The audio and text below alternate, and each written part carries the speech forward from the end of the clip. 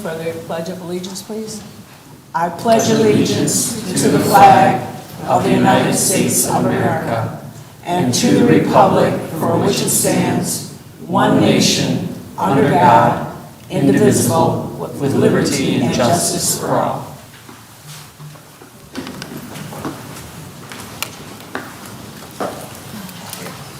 Now we will have the clerk call the roll, please. Councilmember Archibald. Councilmember Haremza. Here. Councilmember Lamb. Here. Councilmember Mosrak. Here. Councilmember Payton. Here. Councilmember Pemberton. Here. Mayor Ashford. Present. Members, you have before you the minutes of May the 12th and May the 13th. Is there a motion? So moved. Moved by Councilmember Lamb, supported by Councilmember Pemberton. Any discussion? Hearing none. Roll call, please. Councilmember Haremza. Yes. Councilmember Lamb. Yes. Councilmember Mosrak. Yes. Councilmember Payton. Yes. Councilmember Pemberton. Yes. Mayor Ashford. Yes. Item D, we are now at the public hearing, a public comment session here. And if anyone in the audience wishes to address the City Council on any agenda item or any matter under the city's jurisdiction, now is the time to do so. You are allotted 1 4-minute opportunity to make your comments, and please begin your comments by stating your name, followed by your address for the record. So, is anyone here? Thank you.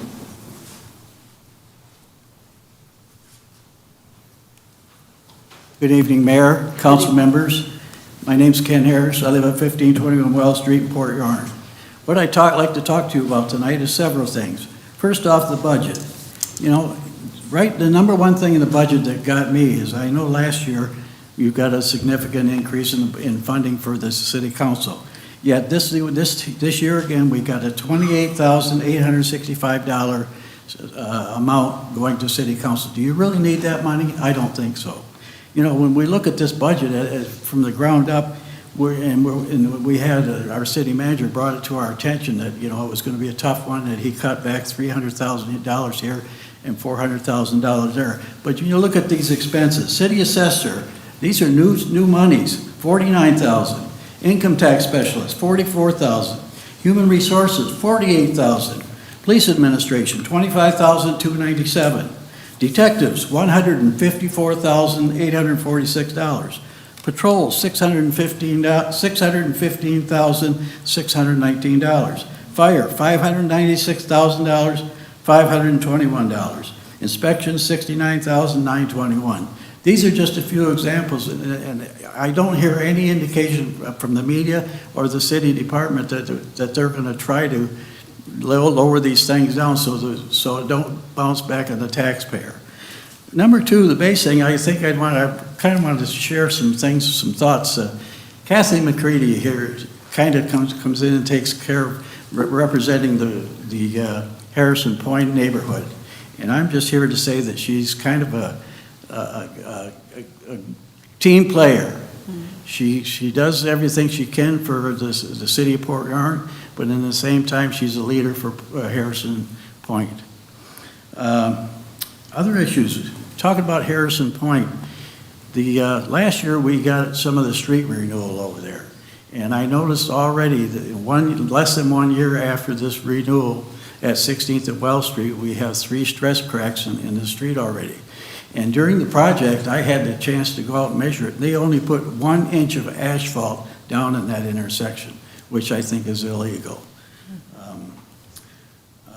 One thing I'd like to also urge, if you get a chance as council members, and I think it's very respectful, because I use this for a lot of my material and stuff, is to look at the Michigan Attorney General's office where they talk about Open Meetings Act. And you'll find out a lot of information that will probably startle some of you.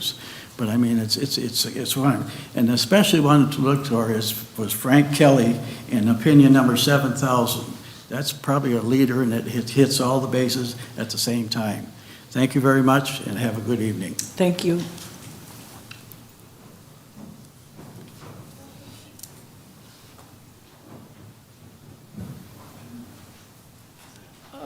Good evening, Miss Mayor and fellow city council members.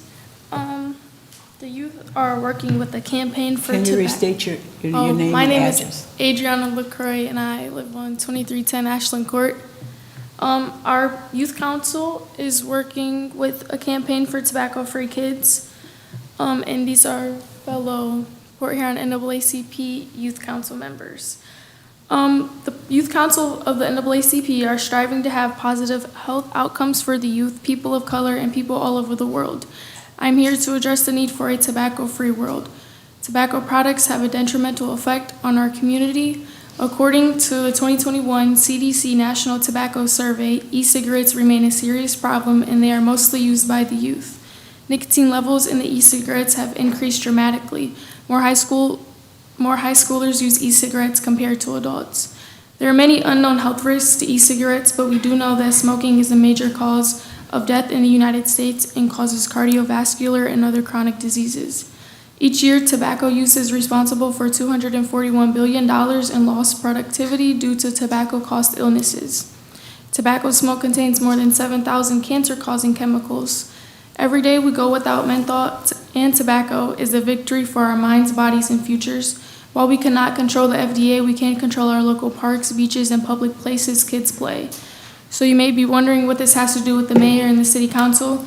The Port Huron NAACP Youth Council requests that you remind our residents and guests of our local parks, beaches, and public places where children play the regulations set by the council. As we begin to enjoy our summer, let us start living our healthiest lives today. Thank you. And thank you so much.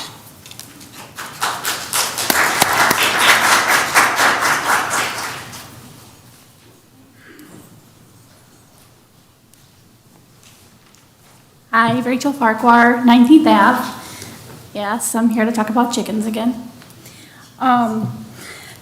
So in the last time we discussed this as far as the ordinance itself goes, that the city attorney had presented, 3 turned it down, 3 were for it. I'd like to propose that we update the ordinance proposed and give us a 2-year trial.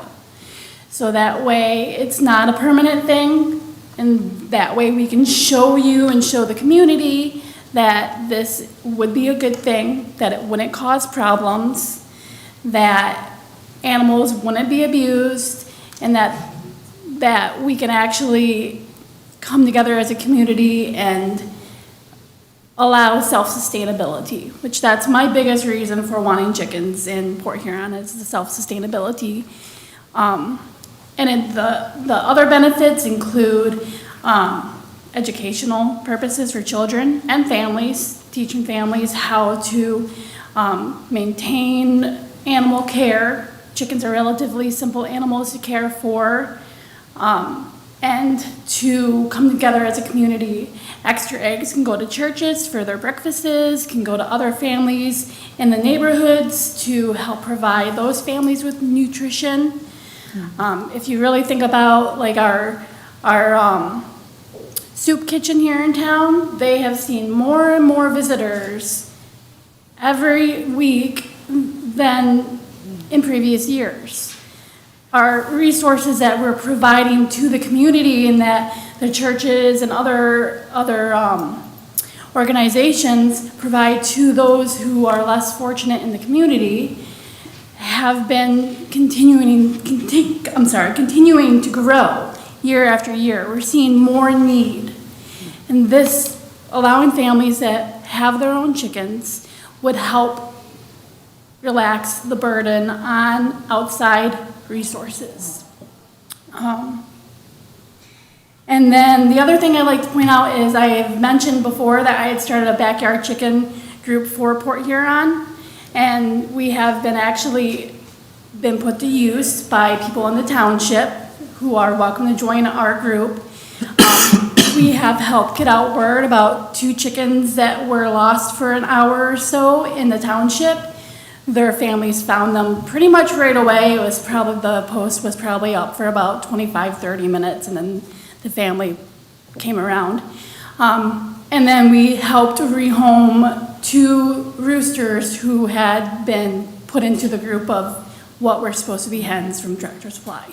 And within 1 hour, I believe it was, I was able to help connect that family with a family in a different county to come and collect those roosters.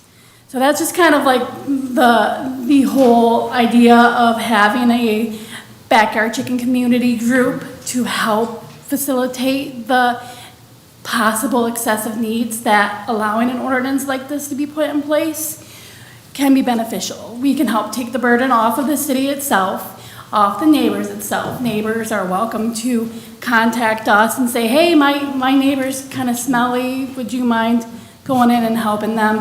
It gives us a teaching opportunity to go in and help them, teach them what products to use and how to successfully keep the chickens from smelling or interfering with anyone else's life besides what's in your own backyard.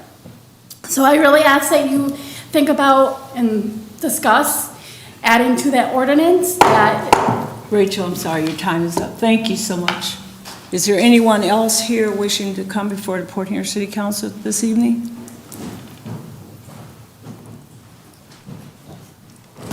Howdy, I'm Josh the Clown. I live in Port Huron. 24th Street's my dumpster. I'm here to talk about priorities because... Did you give your name? 3565 24th Street. I was so enthralled with your outfit. Oh, you know. Ms. Cloud. Also, I heard it is entertaining here, so I brought popcorn if anyone wants any. So, I was reading the agenda, and there's a line in there for $120,000 for a pickleball court, and I think, oh, what? $120,000 for a pickleball court. Let me just put this into some perspective. $120,000 could buy over 200 $500 trash cans throughout the city. Here's another thing. 24th Street is one of the main arteries to get through the city. Tons of pedestrian traffic through 24th Street. Yet this right here is a sample I took today, and you can smell it if you want, of the pathway by the viaduct on 24th Street. Now, to play devil's advocate, that might be the railroad's, jurisdiction there, but you're the city council. How are you advocating for the proper infrastructure for our citizens? 24th Street also doesn't have sidewalk all the way through between Griswold and Lapeer. Why is that? We shouldn't just be a city based upon commerce or vehicles. We have pedestrians. We have people without cars. We have people that transport themselves through the city just by walking every day. So it should be safe. Safety should be number one. Your number one priority as the city council is the safety of its citizens, I should think, as well as proper infrastructure that's needed. I don't think a pickleball court is needed. I could be wrong. I think there's probably better things to spend our money on, especially since we're all citizens here and we're all paying taxes, lots of taxes. So what are those taxes being used for? That's a question for y'all. What are you sitting up there to do? Is it just for amenities? Is that what we're all about, is amenities? Amenities are great. We have beautiful parks. But there are better things I think that art funds could be used for. So, and if you want to smell this pathway, feel free. Thank you. Thank you very much. Is there anyone?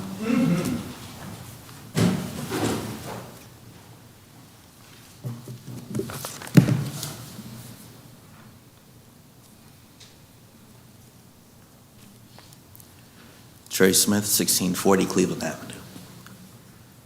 Last Saturday, we were blessed to have a senior advisor to our president in our city. And she came to speak at our church. And it was one of the greatest moments that I've experienced because of the level of leadership that came into our community, Pastor Paula White. And I realized that everybody may not agree with her ideology, her thoughts, where she is, and all of those great things. But the reality was, for one moment, Port Huron was on somebody's mind in a good way, from a national standpoint. And I was super grateful that Pastor Jeff Pemberton was able to be there. And did you enjoy yourself? Was it good? Was it a great situation? Thank you so much for being there. And I'm extremely grateful for those that came out. Even county commissioners came and different people from different levels. And the reason why I did it is because there was an issue that we were having in our church that this faith office is about, and mind you, she couldn't come in that capacity, but she came in her personal capacity. And she gave us some helpful support, even connected us in a way where we could actually make a difference on an issue that mattered to me. And I'm sharing all of this because I look at trash and I'm grateful for trash. I'm glad that you came and you shared something that's meaningful to you, which was trash, and how we take care of our community from that standpoint. But that means absolutely nothing to me. I will not go out there and pick up trash, do any extra dumpsters, any of those things. But if I see trash, I will help in any way possible because I believe in you. I mean, I believe in your cause, but I can believe in you. And I've learned in the 11 years that I've been here that we have a bad problem of being all the way on an issue and Xing out people. And even on Thursday, one of the places that I never expected to give me a different way of thinking happened by our city manager. And he told me that I should have invited a person that I have differences and different viewpoints in. And that was our precious mayor. And I wanted to publicly apologize to you because the thing is, we don't have to agree as people on issues, but we have to respect the offices that God has put us in. And that's one thing that's missing from our community and from our placement is the idea of honor. And that's why I'm so grateful to God that Pastor Jeff was there, but it would have been an honor to have you there, and if I would have gave you a better invitation versus through two other individuals, it might have occurred. But the fact was, we did all of that to show our city that the impossible is possible. And we will continue to do everything we can to help everybody. I may not agree with everybody, and I'm not even gonna try, I'm too old for all that. But if I can help somebody along their way and do whatever I can to make a difference, that's what I will do, and that's what I will continue to do. And because of what we did, now other people are going to try to do supernatural things, amazing things. Pastors will try to reach out to those people again, and we'll try to feed folks again. We'll try to give gas again. Whatever it means to help our community, we'll try those things one more time because now we see it's possible. But I say all of that to simply say, we have to learn how to see each other as people and take it one day at a time in communicating with each other, so that we can figure out how we can get stuff done, because the more we argue, we'll be known for our disagreements and not the things we collab on and make a difference in. And so I'm grateful, again, for you coming representing. Thank you guys for your support and your amazing, just standing behind this. And even though, like I said, we don't have to agree, but the fact is, our nation's capital for one moment had its eyes in a positive way, 10 seconds, on our city. And so I'm grateful. And so thank you guys again for all of that. Thank you, Mr. Smith.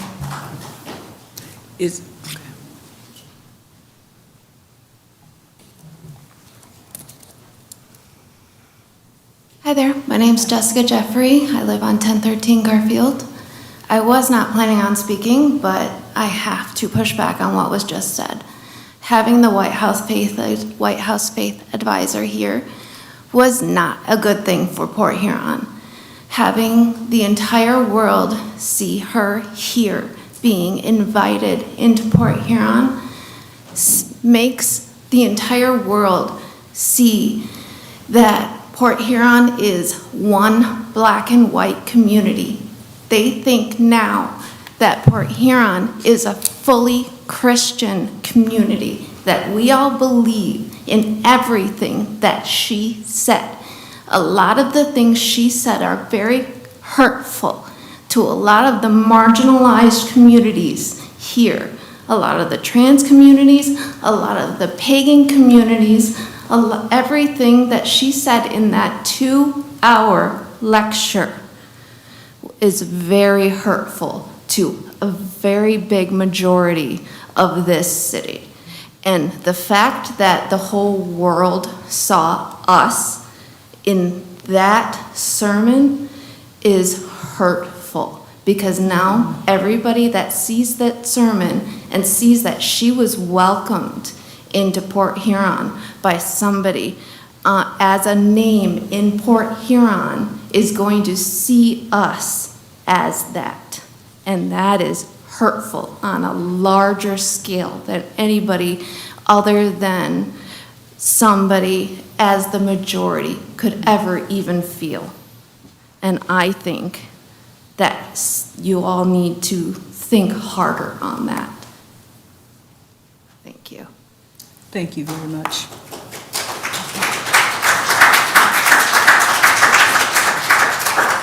Is there anyone else wishing to?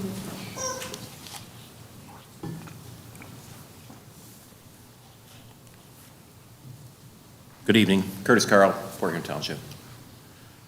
Just wondering where we're at with getting the Justice for Josh ordinance taken to the state level. Who's heading that up, and just looking for bi-weekly reports on what's going to happen, if you guys are going to do anything at all. I was out on a bike ride last night, and down here, the fishermen, they're pretty aggressive with this, whatever's going on behind the poop palace here. Guys had it blocked off for over a year now. The fishermen have unblocked it, took the signage down, and if you go past the spot where you get to go up over here, right, just over here, you get cruising along there. If it had been dark out, I'd have been going ass end over tea kettles. Go over and look at the big square that's cut out of the sidewalk, and there's no notice, no nothing. If I'd have been ripping along and it had been dark, I'd have had a serious problem. We need to get the signage back up. We need to get it barricaded. I understand the fishermen, they think they own the boardwalk or whatever's going on there. But when's it gonna be finished? It's been down for over a year, and I feel bad for anybody that's handicapped that has to be pushed up over the top and down just because the boardwalk's not open. So please take a look at that. Please take a drive down Water Street between 13th and 10th. It's gonna be like that all summer. Then winter's gonna roll along and it's gonna be back to the same way it was, which ain't much better than how it is now. I don't wanna stand up here and swear, but it's bad. Daily, people are driving their cars down there. My wife takes it 4 times a day. You guys aren't gonna help me with these repairs that are gonna be needed to these vehicles that have to travel down these roads. It's not on the schedule to get fixed this summer, not sure when. It was a failure because of the money that you guys didn't get from the federal. You ran out of money when you went from Taylor Street, you stopped at 13th, and then you never picked it up. So whenever you can get more money, that is a priority. That makes your city look terrible. That's one of your main routes into your city.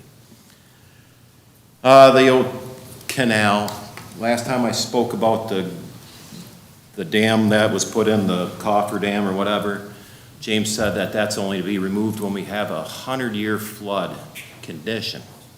This spring we had a flood that went right over that dam. It should have been pulled, but it wasn't a 100-year flood condition. So after I spoke, he spoke. Just like I said, I don't get a rebuttal until 2, 3, 4 weeks later whenever I come. And it just irks me that he's gonna sit up there and blow smoke up our ass saying that gate shouldn't have been pulled open when that water was flooding over it. Makes no sense to me. And can we get it pulled out for the summertime since it's doing nothing, and so the kayakers can go through there and drag their kayaks across the sand and do the loop? I'm asking, I'm gonna keep asking. Summer's almost here. Let's get that thing ripped out of there. You got a crane down there. If not, get your crane back there, pull it out, and let us enjoy the waterway, which is supposed to be enjoyed by the public. Other than that, I really ain't got much more. Probably Thank almost you. out of time. All right, thank you.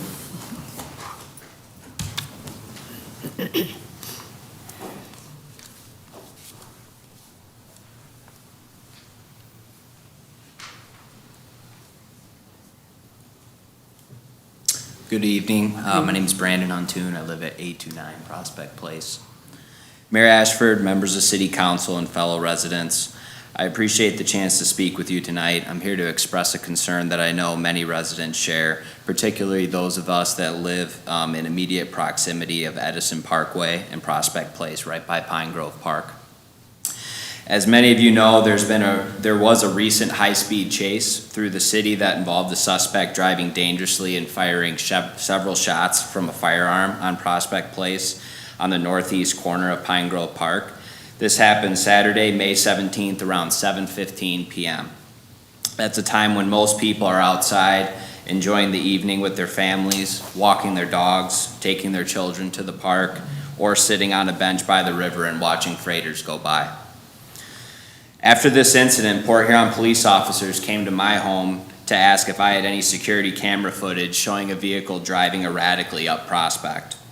That moment was a real eye-opener for me, and it made me realize just how vulnerable our neighborhood is to situations like this and how easily something much worse could have happened. I have 2 small children, and we walk that block frequently. We could have easily been at the wrong place at the wrong time, and I think we can all appreciate the visceral concern that this generates. The officers were professional and responsive, and I have no doubt that they're doing everything they can to keep us safe. But it also got me thinking, are there steps we can take as a community to make our streets less conducive to the dangerous driving that took place? In particular, Edison Parkway and Prospect Place are long, open stretches with few features that naturally slow traffic. These roads are not only close to residential homes, but also heavily used by families, pedestrians, and cyclists accessing Pine Grove Park. This combination of recreational use and wide open roadways creates a real safety concern. I'm asking the council to consider traffic calming measures in this area, whether that's speed humps, signage, narrowed lanes, or even raised crosswalks. These small adjustments can have a meaningful impact, and they've been used effectively in other cities to reduce speeding, improve safety, and create a stronger sense of neighborhood. This isn't about overreacting to one event, it's about being proactive. Slowing traffic through this corridor would make it safer, not just during emergencies such as these, but every single day. Kids riding bikes, people walking their dogs, families visiting the park all deserve to feel safe in their own neighborhood. Considering the recent events, these measures and an increased presence in law enforcement in the park and boardwalk will send a message that this type of behavior is not acceptable in our community. I understand budgets and priorities are always a balancing act, but I believe this is a practical step toward long-term safety and quality of life in our city. I hope the council will take this into serious consideration and look how we can make Edison Parkway and Prospect Place safer for everyone. Thank you for your time and everything that you do to serve our city. Thank you so very much.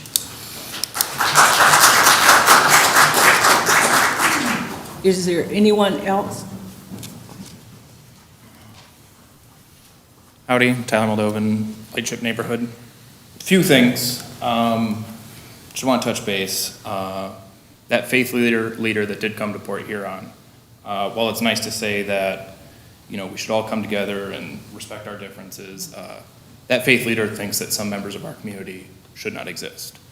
People of marginalized backgrounds, transgender people, gay people. So it's a nice thing to say, but in reality, that is the light that is being shown on the city of Port Huron. As someone who has a lot of Canadian friends as well, my Canadian friends asked to not come to Port Huron if I would go over to Sarnia or if I'd go over to Windsor to meet them because they don't want to support American businesses right now. So especially shining that light here on the city of Port Huron is a bit troublesome. But that's not initially what I came to talk about. Another tangent, trash, thank you so much. Talked about the 24th Street Viaduct. That is a not accessible pathway. It's not ADA accessible, shouldn't even be accessible for pedestrians either. I've contacted SEMCOG about this to see if we can get this removed from the pedestrian wayfinding for our navigation apps. Mm-hmm. Still nothing on that, because if you're trying to walk to 24th Street on the north side of the tracks there are tons of practical destinations for people on the south side of the community that need to get there. But the only issue is that if they need an accessible sidewalk, they have to do a zigzag pattern through the industrial park all the way to 10th Street. 13th and 16th do not provide ample crossing over those railroad tracks. So that is something, I know Mayor Ashford, you have ran on that a few times, but I think that is something that we need to address. It's been 20 years since I've last heard about it in the newspapers. Another thing, disappointed about the chicken ordinance. Your guys' votes on that. Might be the first time I've heard someone in city government say that city government worked too fast, which is pretty remarkable. It's a broadly supported effort by citizens who took time out of their day. Dozens and dozens of citizens came in here and told you why they would want something like that. And they participated in our community's civic process. And I think that you should commend them for doing so and vote in the right way on that, in my opinion. In comparison, there's been, to my knowledge, a elderly woman who's come in here and complained about parking at the Lighthouse Beach. She's come a couple times, and it's my knowledge that all of a sudden now we have acted quickly to stop all parking in Lighthouse Beach there on the street. So that's just another thing that, we went ahead and acted quickly to address a singular concern of somebody. But when dozens and dozens of people come up here and advocate for common sense, practical chicken ordinances, we say no. The housing is another issue. I'm a commissioner for our Port Huron Public Housing Commission, and we are seeing a big rise in seniors and low-income people who are being priced out of the housing market in the city. People on fixed incomes, living on rentals, not because of some dramatic renovation or anything, but because new landlords come in and look at the market and say, we can raise your rent by 2 times. And those people living on fixed incomes, they have to make up that. Section 8 and that Port Huron Housing Commission cannot do anything about that. So they're either spend the rest of their social security check or they get displaced, usually out of the city. That's what our employees have been saying. It's a simple supply and demand equation. We have not meaningfully built enough housing in the city, and not even remotely close compared to the amount of units we have lost in the past 10 years. We're going through our master plan right now, and I fear that if we continue to wait and wait and wait, this issue will only become more and more of an issue. Thank you very much, Ty. Is there anyone else wishing to come before the council? Okay, hearing and seeing none. Public comment is closed. Excuse me, Mayor Ashford, Yes? would you be all right with me reading a letter? Sure. You'd like to read a letter, and it's from, If you don't mind, I'm not representing a citizen, but they gave me permission to read this letter because they can't come tonight. oh, okay, fine. Is that all right? You have my, All right. I hope you'll give me some grace here. This letter is very close to home, rather difficult to read, but I'll try and get through it. I am writing to you not just as a citizen, but as a mother, a wife, a neighbor, and an advocate deeply invested in the well-being of our community. I am a woman and the mother of a queer, transgender, non-binary, and gender-fluid child, or children. Most of my children are also on the autistic spectrum, and some have other significant disabilities. I am the wife of a disabled Air Force veteran who gave his service and now his health for this country. I am also the executive director of a nonprofit that has assisted over 10,000 people, the majority in Port Huron, provided more than $500,000 worth of needed items, all without ever taking a dime in return. As members of the Port Huron community, families, educators, veterans, business owners, service providers, and concerned residents, we feel compelled to speak out in the wake of the recent remarks made by faith leader Paula White during her appearance in our city. While we fully support freedom of religion and the right to express one's belief, we draw a clear and necessary line when that expression is used to justify exclusion, harm, or misinformation, particularly when aimed at already marginalized communities. Port Huron is a diverse community with approximately 28,724 residents. The racial composition includes 78.5% white, 7.1% Hispanic, and 6.8% Black or African American residents. The city faces significant socioeconomic challenges with a poverty rate of 22.1%, nearly double the state average. However, the recent visit by faith leader Paula White to Port Huron at the invitation, of Councilperson Jeff Pemberton and Pastor Trey Smith has raised significant concerns. During her address, she used language that was offensive to various communities, including the poor residents of mobile home communities, pro-choice advocates, and members and allies of the LGBTQ+ community. Such rhetoric, especially when delivered under the guise of religious evangelism, she puts this in a categorization of mischaracterization of the LGBTQ+ identities. Ms. White has repeatedly referred to transgender identities as confusion and has characterized inclusive policies as moral decay. These statements are not just misleading, they are dangerous. Studies from the Trevor Project and the CDC have consistently shown that LGBTQ+ youth experience dramatically higher rates of suicide attempts and self-harm when exposed to stigma and rejection. Labeling their identities as unnatural or harmful contributes to a culture where these children feel unsafe, unloved, and unwelcome. No child deserves that. There's also disparaging of families in poverty and non-traditional homes. Comments referenced trailer trash, government assistance, or single-parent households with disdain perpetuate classic styles, stereotypes, and deepen shame for families who are already struggling. Poverty is not a moral failure. Many Port Huron residents work multiple jobs, myself included, and still cannot make ends meet. Our neighbors deserve compassion, not contempt. Our children deserve affirmation, not humiliation. Number 3, weaponization of religion against the vulnerable. Religious belief should never be used to justify exclusion or discrimination.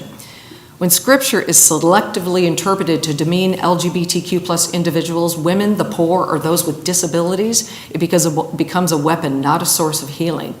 That is not the spirit of faith, and it is not the example set by any compassionate moral leader. We urge our local leaders to consider the profound impact these messages have, not just in policy, but in the hearts and minds of young people listening, of families seeking refuge, and of those who already feel unseen. We must not normalize rhetoric that dehumanizes others under the guise of righteousness. The intertwining of religious rhetoric with governmental functions, as seen in the invitation extended by a public official to a religious leader espousing divisive news, raises concern about the separation of church and state. The First Amendment of the U.S. Constitution prohibits the establishment of religion by the government, ensuring that public institutions remain neutral in matter of faith. The Constitution protects everyone, not just the loudest voices, or the most powerful people, or the ones who look or behave a certain way. This was live streamed on social media and has now been shared widespread. This narrow-minded depiction of the city, which will make attracting business owners and families who support inclusive and diverse communities much more difficult at a time we are looking to add revenue-generated businesses.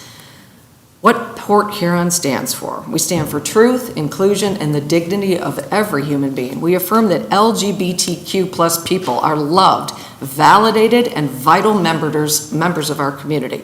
We affirm that poverty and disability do not diminish anyone's worth. We affirm that religious freedom must never come at the cost of someone else's humanity.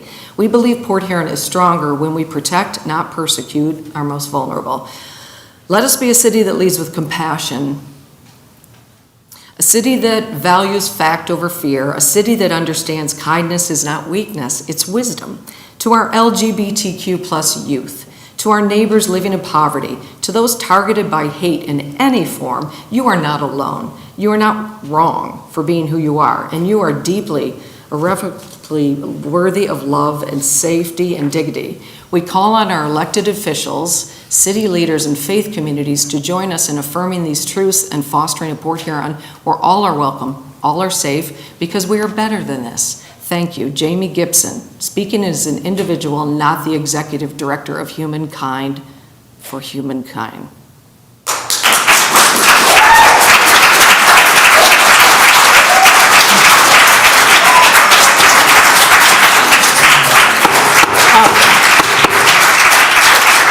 Thank you. Thank you, Councilmember. Can we please quiet down? We don't have any hollering out like that in here because we want to be respectful and everything. And it is my job, and it's a hard job, but I love it because I love serving people. But we have to keep the decorum here. So we will continue. The consent agenda, all right, where are we at? Yeah. Madam Mayor, Oh, if I had to comment on just an invite for, that was on public comment, is this a good time? Or do you want no, me it's to- not a good time. I want to Okay. finish your agenda. Yep, perfect. Follow the agenda here, okay? So we're going to do it, and then I'll get you afterwards, okay? Sounds good. All right, thank you. Item E here, Consent agenda. the consent agenda, yeah. Motion. Yep, okay, is there a motion? We're at the consent agenda? So moved. Moved by Councilmember Mosrak and supported by Councilmember Pemberton. Is there any discussion? Hearing none, roll please. Councilmember Lamb? Yes. Councilmember Mosrak? Yes. Councilmember Payton? Yes. Councilmember Pemberton? Yes. Councilmember Haremza? Yes. Mayor Ashford. Yes. Ladies and gentlemen, we have, under communications and petitions, we have two items here. We have, the first one is receive and file notification from the Michigan Liquor Control Commission that an application has been received to transfer ownership of a 2025 Class C and SDM license to Plat 1 Public House LLC located at 2326 Connor Street. Number 2, receive and file notification from the Michigan Liquor Control Commission that an application has been received to transfer ownership to a 2025 Class C and SDM license to Helen David Enterprises LLC located at 410 Huron Avenue. And under resolutions, we have 2.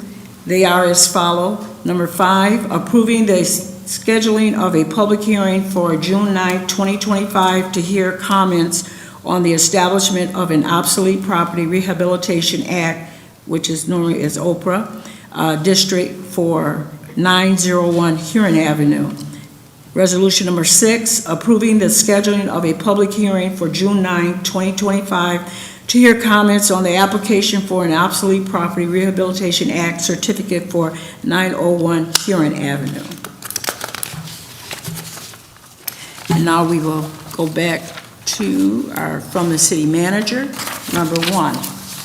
Accepting the bid from Goddard Coatings Company in the amount of $119,800 for the design, reseal, and restriping of the existing tennis courts located on the north side of Sanborn Park, next to the tennis house, to accommodate use as pickleball courts. Is there a motion? So moved. Is there a second? Support.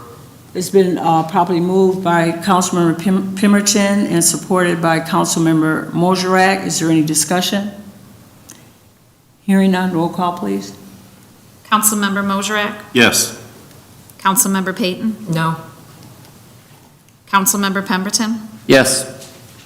Councilmember Haremza? Yes. Councilmember Lamb?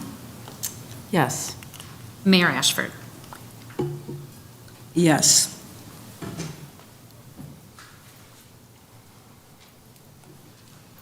Under this one, we already had discussion, but did you have anything to say about the this just is not just the pickleball court, is it? It's 3 in 1, isn't it?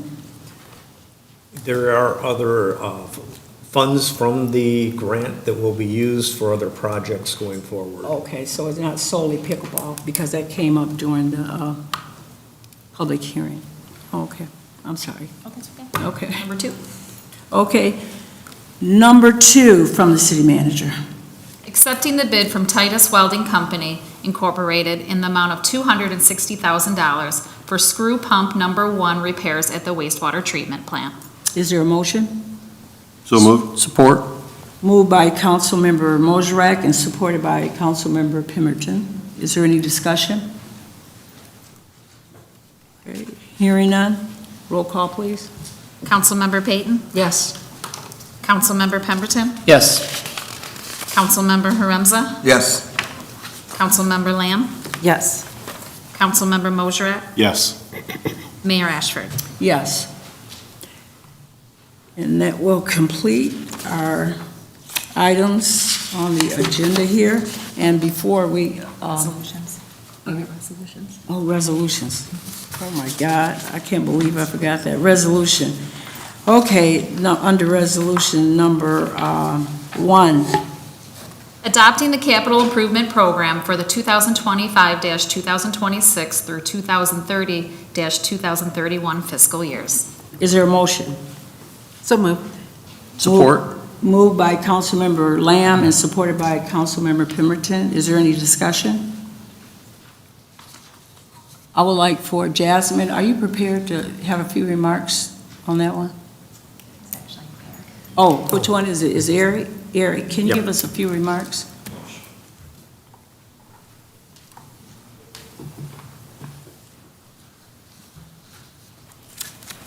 Good evening, Mayor, City Council. Good evening. So the CIP is drafted every year, goes to Planning Commission, obviously before City Council for approval. Every year we go through a process as far as requesting information from various departments on their capital needs. So it is a living document. Every year, new projects come, old projects go. So the first column on the table in the CIP does align with the current budget that's being proposed before you tonight for adoption.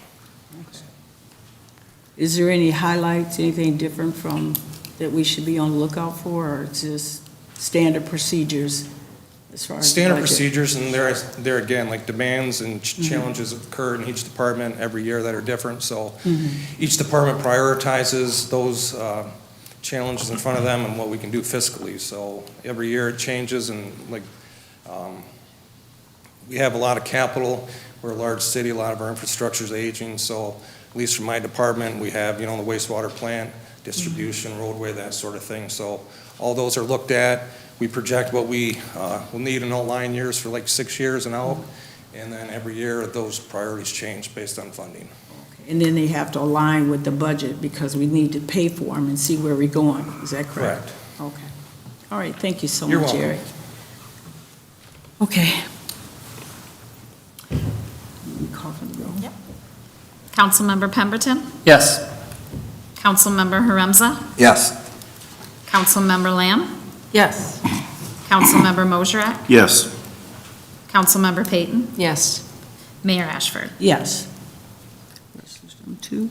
Adopting the annual city budget, including the Downtown Development Authority budget for the fiscal year beginning July 1st, 2025, and authorizing the levy of the tax millage rates. Is there a motion? So moved. Moved by Councilmember Pemberton, Support. supported by Councilmember Mosrak. Is there any discussion? Excuse me, Mayor Ashford, yes, please. To the point that Trash brought up, I also was a bit uncomfortable with the hike for city council. I feel that this is a public servant position and, that we are properly compensated for what I had thought we would enter into. I don't see if somebody could elaborate on what those costs would encompass, what that additional funding? I can, Mayor Ashford. You can? Yes. Oh, okay. I do prepare the budget for city council, Okay. so when it comes to your salary increases, per the city charter, you do all receive a $5 increase this year for each meeting, so there is a slight increase in your salaries. The major part that is an increase in your budget this year is the amount of money that we pay for our annual audit. That cost has gone up, so you'll see a higher increase for the cost for the annual audit. Okay. And then the actual newsletter that we send out twice a year, so there's a fee for that, so we had to budget for that too. Okay, thank So you. that would be your increases in your budget. Thank you for the okay? clarity, appreciate that. Thank you very much. You have any question? Or Not yet. anybody else have any discussion? Okay. Councilmember Haremza? Yes. Councilmember Lamb? Yes. Councilmember Mosrak? Yes. Councilmember Payton? Yes. Councilmember Pemberton? Yes.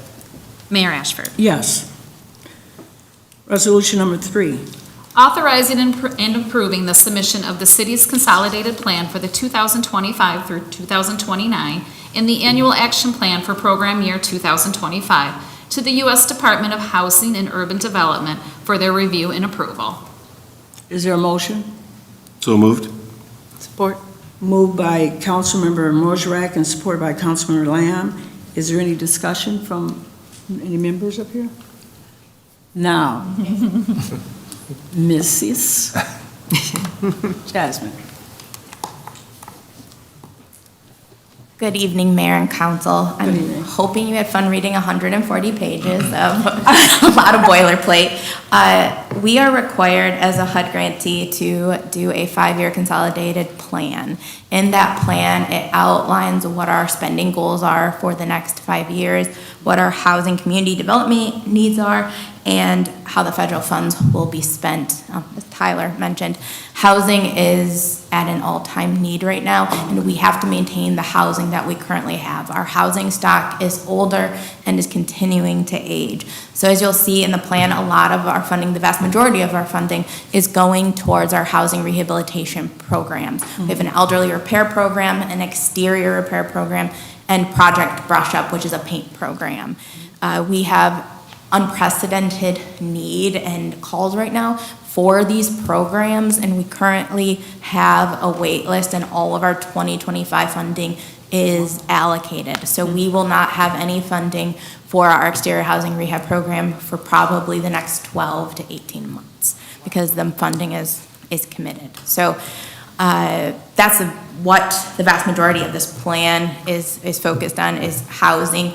We do neighborhood cleanups. Those have also been a big hit with the community. I frequently get calls from community members asking if there can be a cleanup in their neighborhood. We rotate between neighborhoods based off of consultation with our code enforcement team, requests from citizens, and eligible census tracts. Neighborhoods have to be low to moderate income to qualify for a cleanup.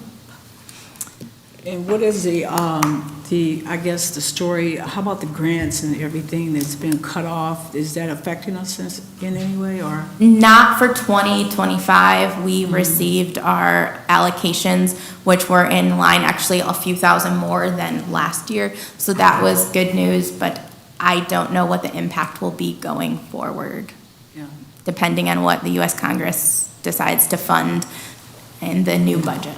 Oh, okay. Okay, and what keeps you up at night? This. Will we have funding in the future? Serious. You know, what keeps yes. you? Yeah, it does. As far as that. Yeah. As you'll see in here, I mean, there's jobs. My job's partially funded. We have a community development program specialist who does our housing rehab, urban pioneer. We fund part of code enforcement and building inspection. So, you know, there's jobs attached to this. We're going to impact about 110 houses over the course of the next 5 years. So the funding is important. And so, yeah, that's what keeps me up, making sure the programs continue. Oh, okay. Well, thank you. Thank you so much.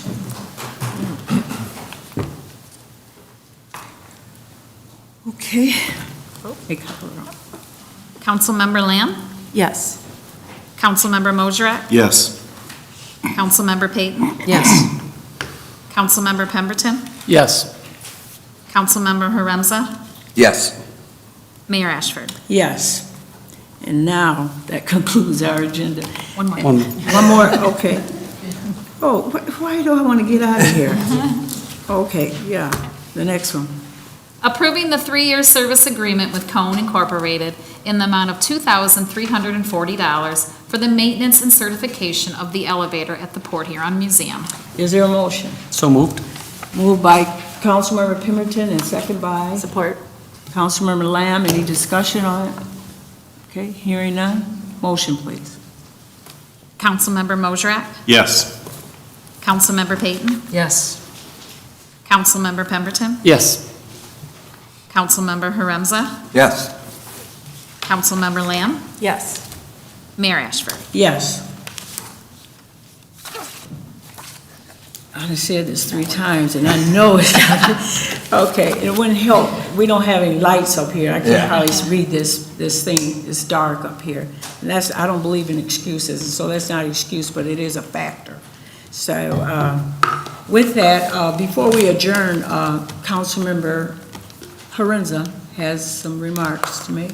Absolutely, thank you. Okay.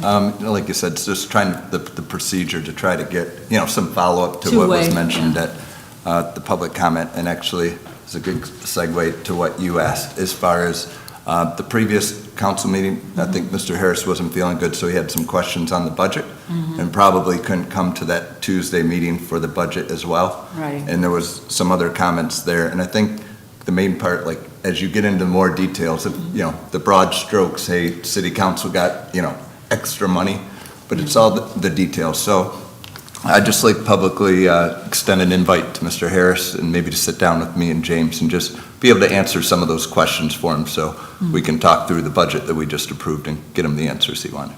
Oh, okay.